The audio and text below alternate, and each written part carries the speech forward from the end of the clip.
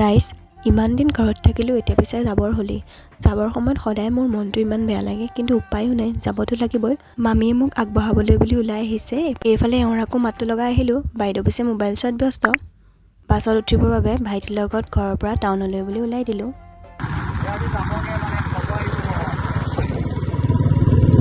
ভাইটিৰ লগত এনেকৈ আহি থাকোঁতে ফুৰিবলৈ অহা নিচিনাই ফিল হৈ আছিলে। যেতিয়া বাছখন দেখিলোঁ তেতিয়াহে মুঝেতো গহপুৰ জানা পাৰেগা। কোনোমতে ৰাইজ বাছৰ ছিটটো পালোঁ। বাৰু এতিয়া পিছে যাওঁ ব'লক। বাছত উঠাৰ অলপ সময় পিছতে বাছো চলিলে। বাছত উঠাৰ লগে লগে মোৰ এনেকুৱা টোপনি ধৰিছে, অলপ সময় শুলোঁ, কিন্তু ভয়ো লাগে দিয়কচোন, বাট পাহৰি ক'ৰবাত পাওঁগৈ বুলি। প্ৰায় 3 ঘণ্টামানৰ মূৰত গহপুৰ চেণ্টাৰ পালোহি আৰু পোৱাৰ লগে লগে টমটম এখনত উঠিলোঁ। টমটমৰ লগত মোৰ যাত্ৰা পিজিলৈ, অৰ্থাৎ পিজিলৈ বুলি এতিয়া আহি আছোঁ। ৰাইজ পিছে পিজি পালোহি। পিজি পাই জিৰাব নোৱাৰোঁ, ভাগৰুৱা দেহাটোক অলপমান কষ্ট দিব লাগিব আৰু এতিয়া। আহি পাই লগত ৰুমটো চিজিল কৰিলোঁ।